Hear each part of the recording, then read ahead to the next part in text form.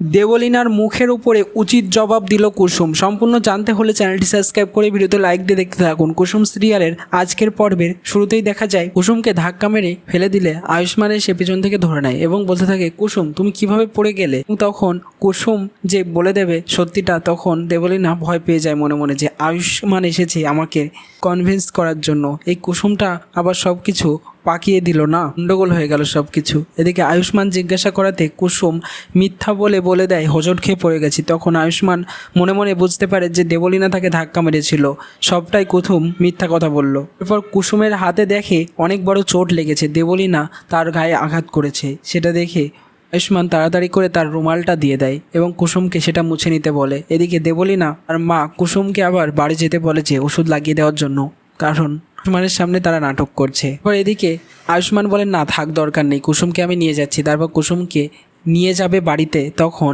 আয়ুষ্মান গাড়িতে তুলতে যায়, কুসুম বলেন, না আমি গাড়িতে যাব না, আজ গাঙ্গুলি বাড়ির সম্মান তাতে আরও নষ্ট হবে, সবাই এটা ওটাও কথা বলতে পারে, জন্য ছোট সাহেব আপনি একাই যান। এরপরে দেখা যায় কুসুম বাড়ি চলে এসেছে এবং অন্যদিকে গাঙ্গুলি বাড়িতে ইন্দ্রাণীতে অপেক্ষা করে থাকে কুসুমের জন্য, কারণ কুসুমই পারবে দেবলীনাকে রাজি করিয়ে বাড়িতে ফিরিয়ে আনার জন্য। ছানের ওপর খুব রেগে আছে দেবীমা ইন্দ্রাণী। অন্যদিকে দেখা যায় কুসুম বাড়িতে আবারও ঠাকুরের কাছে প্রার্থনা করতে থাকে যে করেই হোক যেন পরীক্ষায় পাশ করে। তখন তার ভাই ঘন্টু এসে বলতে থাকে, তোর দিদি কি পরীক্ষা, কি সমস্যা বলবি তো, আমাকে বল, আমি সমাধান করে দেবো। তখন কুসুম বলে, কেউ যদি তার কথা বিশ্বাস না হলে করে তাহলে কি করা উচিত? তখন ঘন্টু বলে, মন খুলে কথা বলতে হবে। কুসুম বলে, তাতে কাজ হচ্ছে না।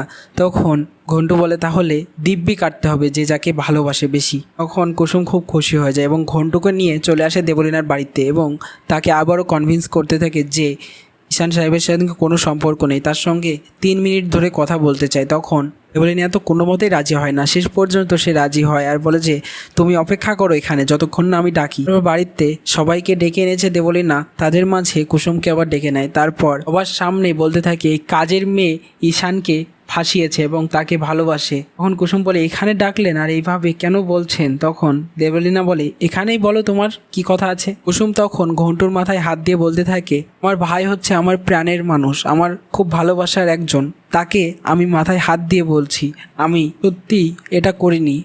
ঈশান সাহেব, আমরা দুজনকে কোনো মতেই ভালোবাসি না, সবটাই মিথ্যা। দেবলীনা বলে, আচ্ছা তোমার কথা আমি বিশ্বাস করলাম যে তোমার সঙ্গে ঈশানের কোনো সম্পর্ক নেই, তারপর আমি ওই বাড়িতে ফিরে যাব, কিন্তু একটা শর্তে, তুমি আজকে রাতের মধ্যেই গাঙ্গুলি বাড়ি ছেড়ে চিরকালের মতো চলে যাবে। কুসুম তখন কুসুম তো কাঁদতে থাকে, যদি তুমি সেটা না করো তাহলে তোমার কথা আমি রাখতে পারবো না। কুসুম তখন কুসুম বলে, আমি আজ রাতের মধ্যেই গাঙ্গুলি বাড়ি থেকে চলে যাব, কিন্তু আমারও একটা শর্ত আছে। এই বলে দেবলীনাকে একটা উচিত জবাব দেয়। তো কেমন লাগলো কমেন্টসে জানিয়ে এখনই সাবস্ক্রাইব করে নাও আমাদের ইউটিউব চ্যানেল। ধন্যবাদ সবাইকে।